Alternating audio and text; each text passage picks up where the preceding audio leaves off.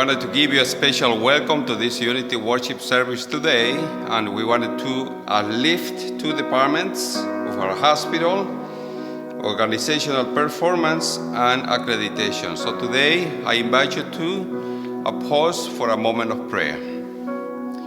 Heavenly Father, we thank you so much as we worship your name today. We want to uplift these two departments and their associates in each one of them, the leaders, the directors, managers, and so on, that your presence, that your blessing will guide them in such a way that will not only will be able to perform well, but also to be able to say, wow, this is an excellent job. So thank you, Father.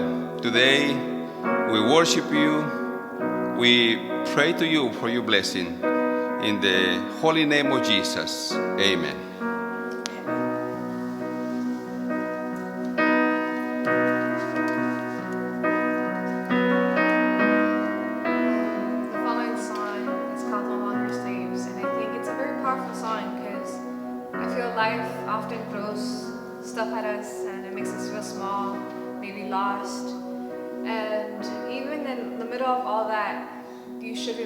You should know that you are in fact a child of God. Amen.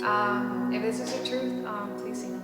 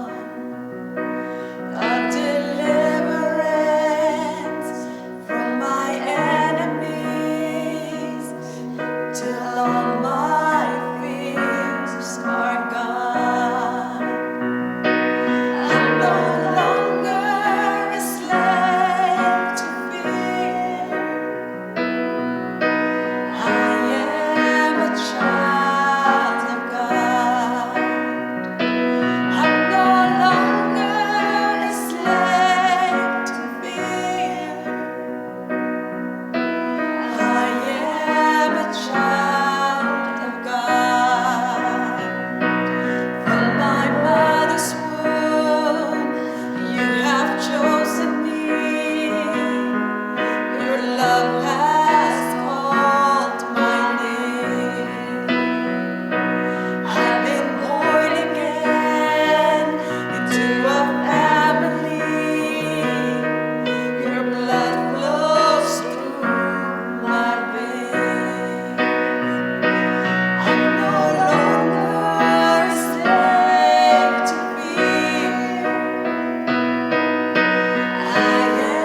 a child of God.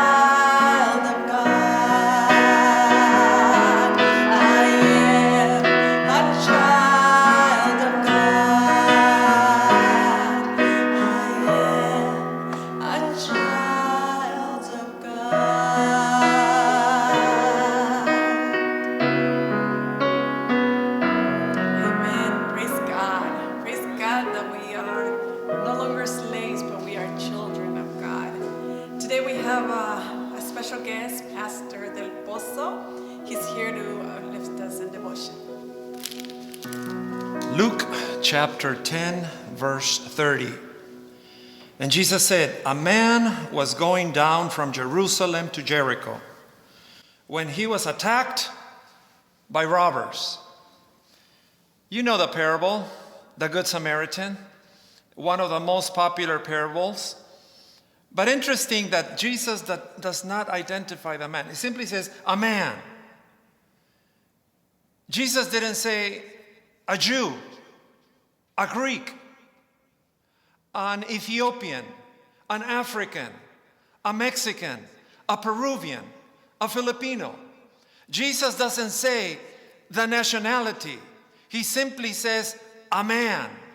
For some reason, Jesus is trying to teach us that when you're helping someone, it's not important to know the identity of the person you're helping. It simply says a man. But let's continue reading. They stripped him of his clothes, beat him, and went away, leaving him half dead. The man couldn't speak. You couldn't tell whether he was an Argentinian accent. Che, parala, deja, che. You couldn't tell whether he was Mexican accent. Hey, ándale, ándale, mano, ándale. You couldn't tell whether he was a Peruvian or Irish or German. He was mute, he was naked, he was stripped.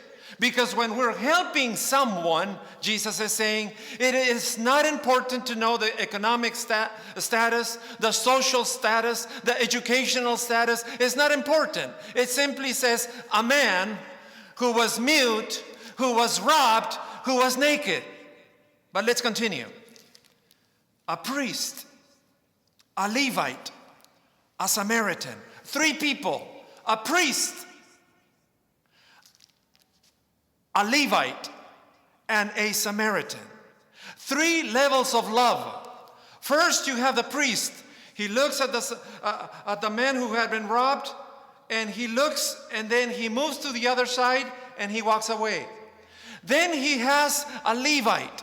The Levite stands a little bit, 2 seconds, and then he leaves. And then the Samaritan. 3 levels of love. First, distant love. Second, instant love. And the last one, constant love. Let's analyze the 3. Instant, distant, and constant.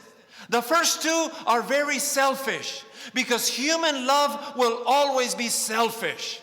There's a story of an 80-year-old man who had a 79-year-old wife, and he says, I am terminally ill, but I want you to put in my casket when I die all my money.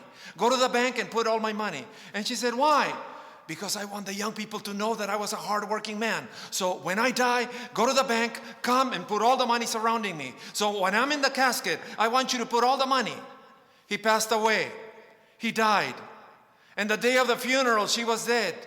And when they were putting the casket inside, she brought a box. She puts the box inside, and the burial is over. They put the dirt, and she goes home. But as she's going home, the best friend says, Matilda, did you really put all his money inside the casket? And she said, yes, I am a Christian. I cannot lie. I made a promise. And she said, what do you mean? Did you put the $150,000 inside the burial, inside the casket? And she said, yes, I wrote a check. That is distant, instant human love. But there we find the story that the Samaritan went out, got off his mule, brought him in, paid the innkeeper. That is constant love. And I want to finish with this constant love. John chapter 15:13.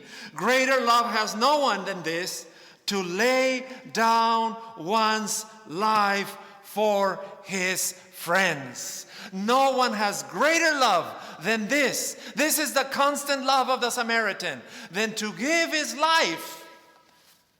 His life. I have a petition of prayer in front of me. Una manera en la cual Adventist Health le ofrece el apoyo. No one has greater love than this, than to give his life for his friends. In the last 20 seconds of my message, I want to tell you the story in 20 seconds of one of my best friends from Peru. He was a medical doctor here at the White Memorial. In August 8, he was diagnosed. August 11, he was put into a hospital. August 29, he passed away from COVID. And his name was Ebenezer. A few weeks before the death of Ebenezer Chambi, the whole world was preaching in every church that we should leave the cities. Leave the cities. Flee the cities. But he was making a U-turn, going into the cities, helping. I have no greater love, the Bible says, John 15. Greater love has no one than this, than to lay down one's life for his friends. Let us pray. Heavenly Father, we have here in our hands, a list of cards, a list of petitions. And I ask for a special blessing on the cards. And I ask for a special blessing on the hospital. I ask for a special blessing on this institution. I ask for a special blessing on the people in the hospital, the patients in the hospital. That if we have instant love and we have distant love, we will be transformed and receive constant love that only comes from you. Help us to be loving. Help us to be caring. And help us to be constant. For I ask it in the precious name of Jesus. Amen.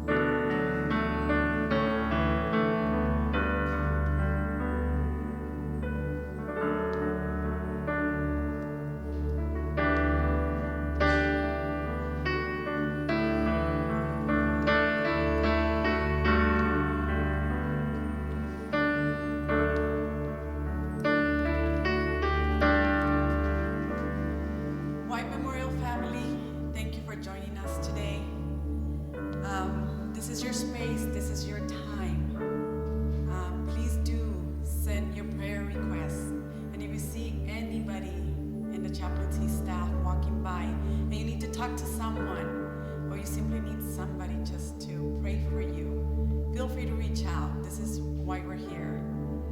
White Memorial family, let me leave you with this blessing. May the Lord bless you and keep you. May the Lord make his face shine on you and be gracious to you. May the Lord turn his face towards you. And most importantly, White Memorial family,